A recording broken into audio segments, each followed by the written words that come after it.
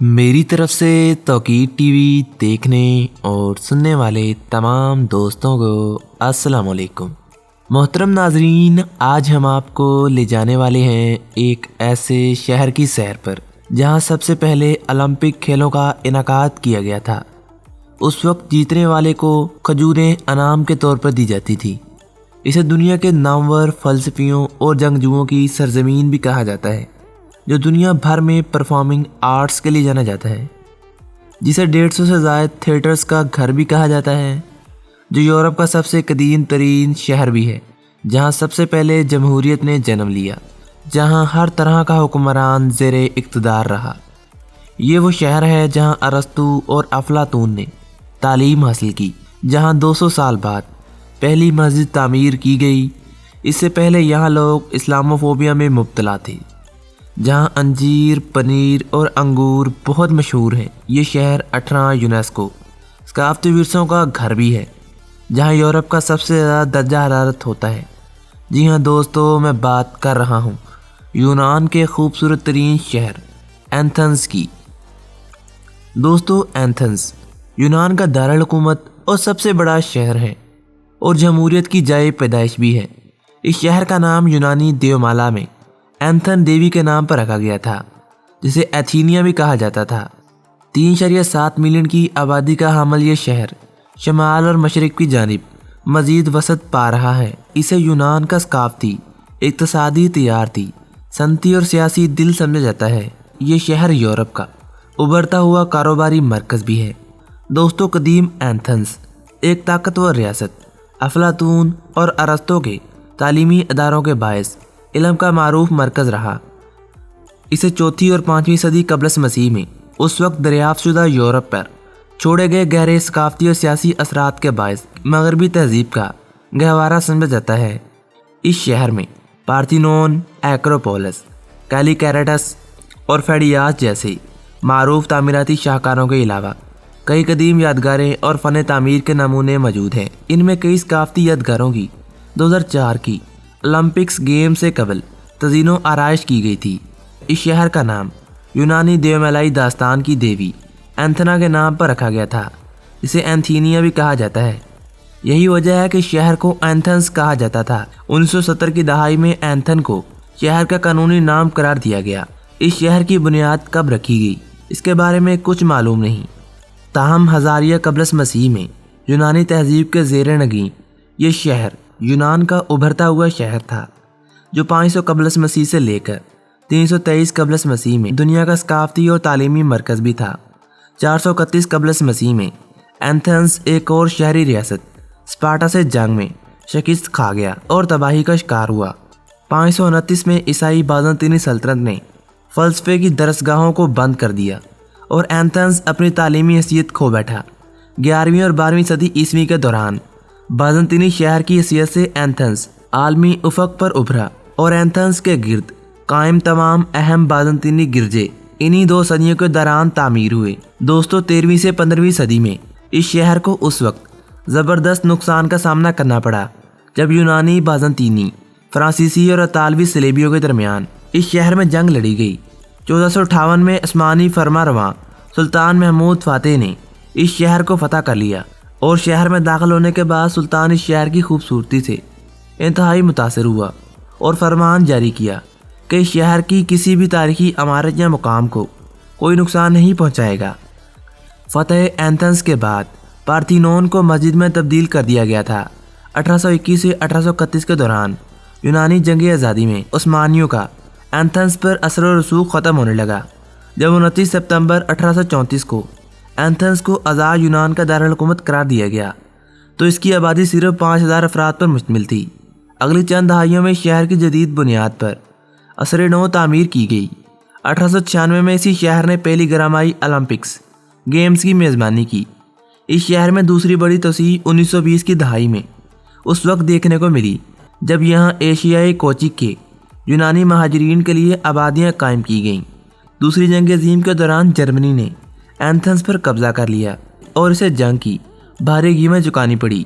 दूसरी जंग अज़ीम के बाद 1980 तक इस शहर की आबादी में कई गुना इजाफा देखने को मिला, जिससे बढ़ती हुई आबादी और ट्रैफिक के मसाइल पैदा हुए 1981 میں یونان کی یورپی یونین میں شمولیت کے بعد گنجان صنعتی علاقوں اور فضائی آلودگی جیسے مسائل پر قابو پانے کے لیے بڑے پیمانے پر سرمایہ کاری کی جانے لگی۔ دوستو، آج ایتھنز جدید ڈھانچے، یادگاروں، قدیم تعمیرات اور عجائب گھروں کا گھر بھی ہے۔ اسے جیتی جاگتی زندگی اور عالمی معیار کی خریداری کا مرکز بھی کہا جاتا ہے، اور آج یہ یورپ کا ایک جدید ترین شہر بن رہا ہے۔ ایتھنز زمانہ قدیم سے سیاحوں کے لیے معروف ترین مقام رہا۔ گزشتہ چند دہائیوں میں شہری ڈھانچے اور سماجی سہولیات کی بہتری کے باعث یہ شہر 2004 میں اولمپکس گیمز کی میزبانی کے اصول میں کامیاب ہوا۔ یونان نے یورپی یونین کی مدد سے یہاں نئے جدید ہوائی اڈے، میٹرو نظام اور شاہراہیں تعمیر کی، اور یہ شہر دیکھتے ہی دیکھتے سرمایہ کاری سے بھر گیا۔ یہاں 4 سے 5 اسٹار ہوٹلز کی کثیر تعداد آپ کو دیکھنے کو ملے گی۔ ایتھن یورپ میں سب سے زیادہ سیاحوں کی میزبانی کرنے والے شہروں میں 6 نمبر پر شمار ہوتا ہے۔ دوستو، یہاں سینٹا گاما اسکوائر وسطی ایتھنز میں واقع ہے، اور سابقہ شاہی محل اور موجودہ یونانی پارلیمنٹ اور 19ویں صدی کی دیگر سرکاری عمارتیں یہیں واقع ہیں۔ یہاں نیشنل گارڈن پارلیمنٹ کے عقب میں قائم ہے۔ اس کے علاوہ اس علاقے میں کئی بڑے ہوٹلز بھی موجود ہیں۔ بلا شبہ سینٹا گاما کو اس شہر کا سیاحتی مرکز قرار دیا گیا ہے، کیونکہ اس شہر کے تمام تاریخی مقامات اس مقام پر 2 کلومیٹر کے اندر واقع ہیں۔ دوستو، اس شہر کا ماس ٹرانزٹ نظام یورپ کا جدید اور مؤثر ترین نظام ہے۔ یہ بڑی بسوں کے وسیع نظام پر مشتمل ہے، جس میں ایتھن میٹرو، ٹرام لائن اور مضافاتی ریلوے شامل ہے۔ ایتھن میٹرو دنیا کے مؤثر ترین زیر زمین ماس ٹرانزٹ میں سے ایک ہے۔ یہاں بسوں کی کثیر تعداد شہر کے تمام علاقوں تک رسائی کے لیے استعمال ہوتی ہیں۔ یہاں ٹرام اور ٹیکسی بھی شہر میں نقل و حمل کا بہترین ذریعہ ہے۔ دوستو، مارچ 2001 میں تعمیر ہونے والا ایتھن کا جدید ترین ہوائی اڈا یہاں کا بین الاقوامی ہوائی اڈا ہے، جو تقریباً 35 کلومیٹر مشرق میں اسپارٹا کے قصبے میں واقع ہے۔ دوستو، یہاں ایک ایکسپریس بس سروس اس شہر کو ہوائی اڈے اور باقی 2 اس شہر کو بندرگاہ اور مرکز سے ملاتی ہیں۔ اس کے علاوہ یہاں سے بحیرہ ایجین کے جزائر کے لیے کشتیاں بھی روانہ ہوتی ہیں۔ دوستو، کم سے کم 3000 سال سے ایتھن مستقل طور پر آباد ہے، جو پہلی صدی قبل از مسیح میں قدیم یونانیوں کا ایک اہم شہر بن گیا تھا۔ 5ویں صدی قبل از مسیح کے دوران اس کی ثقافتی کامیابیوں نے مغربی تہذیب کی بنیاد رکھی۔ قرون وسطی کے دوران بازنطینی سلطنت کے تحت اس شہر کو زوال اور پھر بحالی کا سامنا کرنا پڑا، اور صلیبی جنگوں کے دوران یہاں کم مگر خوشحالی کا دور دیکھنے کو ملا، کیونکہ انہیں اطالوی تجارت سے فائدہ ہوا تھا۔ دوستو، عثمانوی سلطنت کے اقتدار میں طویل عرصے تک زوال کے بعد یہ شہر 19ویں صدی میں آزاد یونانی ریاست کا دارالحکومت بننے کے بعد ایک بار پھر سے زوال کا شکار ہوا۔ دوستو، یہ شہر اٹیکا کے مرکزی میدان میں پھیلا ہوا ہے، جسے اکثر ایتھن بیسن یا اٹیکا بیسن کہا جاتا ہے۔